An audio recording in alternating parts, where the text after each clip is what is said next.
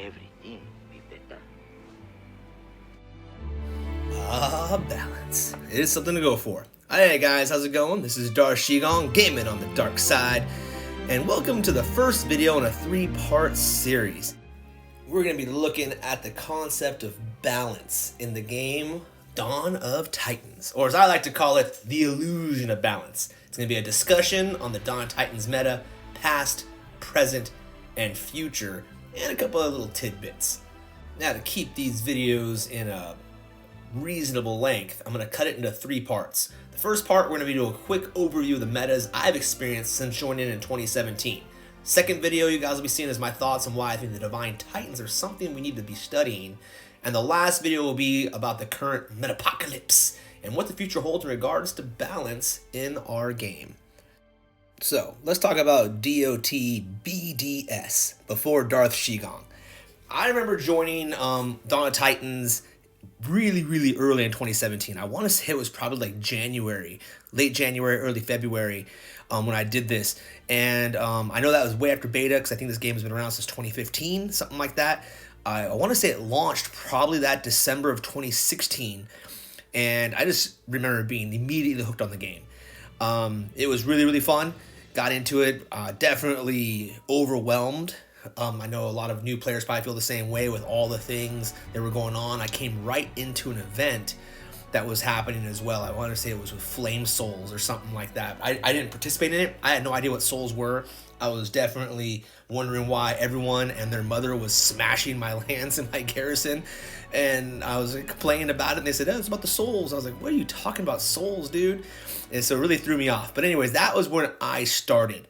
Now, Hunter's Moon was the first actual event that I seriously participated in.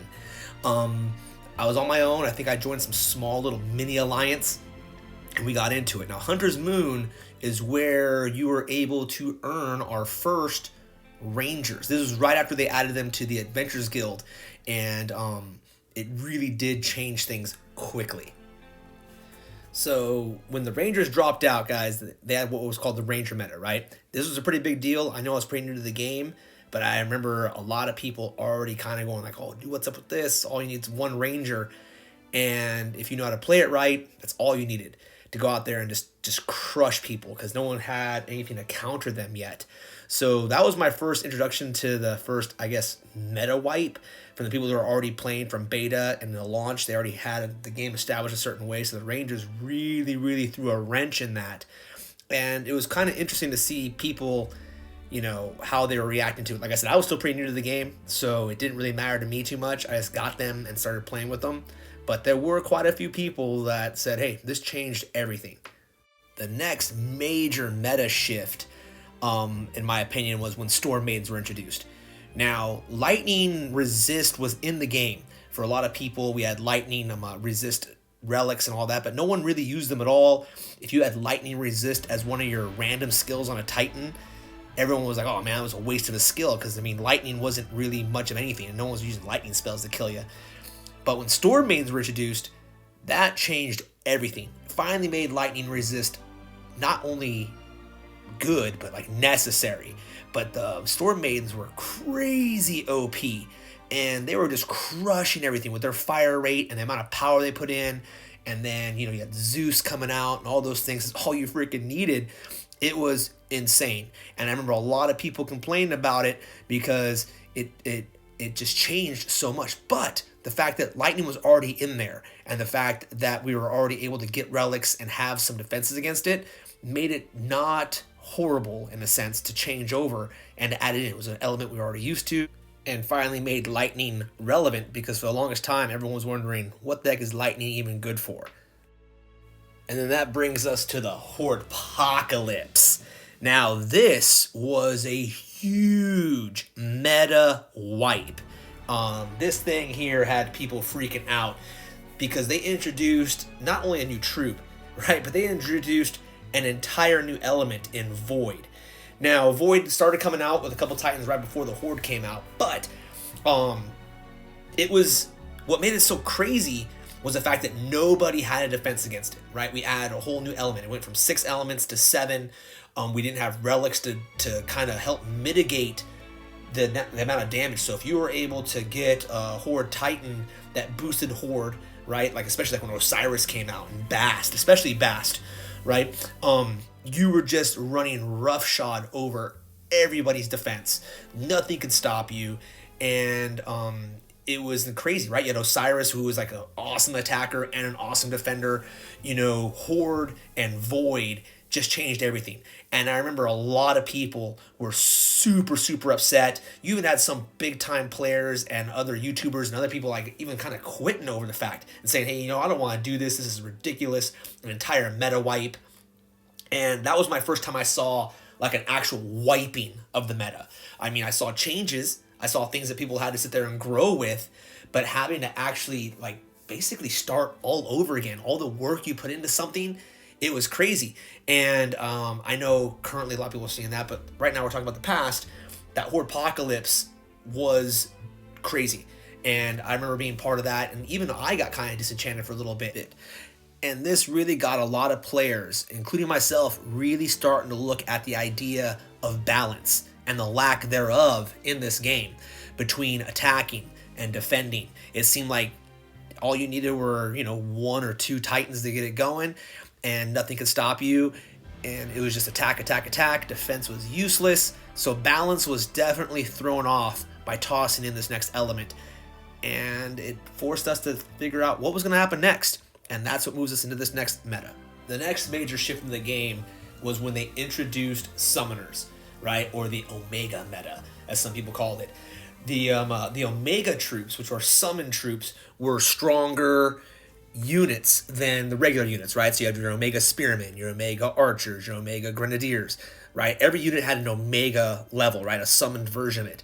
And this here really changed some things because for a long time, ranged defense was pretty good, right? If you had Grenadiers and Archers on defense and they were just hammering units as they came in, it was a tough thing to do, right? You had to really take that into consideration. Well, as summoners, if you're attacking something, it really was easy to take out ranged defense, just dropping in your summon units right in the middle of them all. So it made a lot of ranged defense garrisons useless, right? So you got rid of those and you moved into something else with the introduction of these, of these summoners. And that was really interesting and kind of fun to play. I liked the summoners. I mean, I still like summoners. I like being able to bring in extra troops. It adds another dynamic of strategy. However, defense-wise, it makes it interesting that how it kind of eliminated the ranged units. But with the introduction of the Invokers, things got interesting very quickly. Now, Invoke Titans, they bring something totally different to the field. And the fact that they have certain skills that will go off, right? Proc, or however you want to use the word, when something happens specifically, whether someone casts a spell, a certain unit passes away and dies, or maybe someone drops an Omega unit, bam, something happens. It could be offensive or defensive or a mixture of both. And the Age of Invokers really brings some new things to the game, but the thing that I think it brought the most was this whole Age of Invokers was the first taste of actual in-game balance between attack and defense. For example, we had Hachiman, which most people said was the gold standard of defense for a long time. And it actually gave a chance for people to have a good defense. It wasn't impossible to beat. But like how Vintage says, right, it was rarefied air. We had to have very specific Titans, specific relics, and a specific game style in order to be able to take out. So that made it to where it was actually useful to have defense. And you had to actually play the game in order to beat it. So it wasn't just, auto-attacking. And that made it super fun and awesome. So the Age of Invokers was great. Now you see I have Lifespark and Necrosa in little quotation marks up there. And the reason why is because those two, when it came to this Age of Invokers, were like at the apex of it, right? You have the great Omega, or Omega level type attacker in Lifespark, and then you have the great defense Titan in Necrosa, and they both were basically like the epitome of this Invoke meta.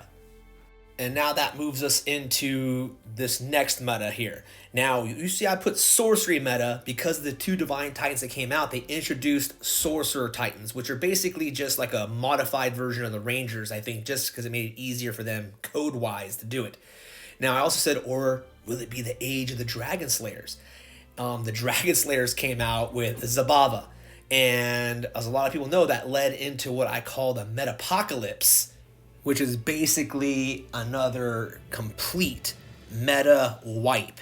And this is happening, within, I guess, the year of the last meta wipe, which made a lot of people, once again, freak out because we're basically having to start all over again.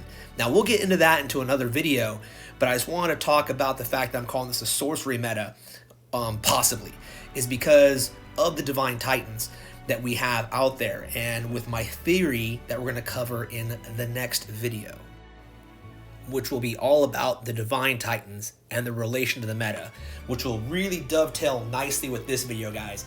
Alright, so make sure you check that one out.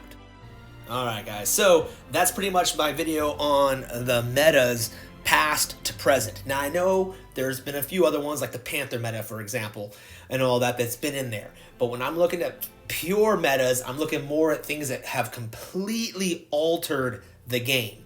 Not necessarily what is going to be the best setup you can have at a current time based off of relics or skills in the game, but more or less things that forced players to have to really change things. Like when they introduced Rangers, when they introduced Lightning and the Storm Maidens, when they brought in the Horde and Void, and when they brought in Summoners and then Invoking Titans. So that's what I mean by those full-on meta things. Anyways, guys, please check out my next video. It's going to be coming out in another day or so. It'll be part 2 of this, going into the Divine Titans and why we should be studying them to get an idea of what the current meta and future metas are going to be. Hope you guys check it out. If you like it, make sure you like and subscribe that way, and I'll hit that bell notification. That way you'll get exactly when the next video comes out, popping up on your screen.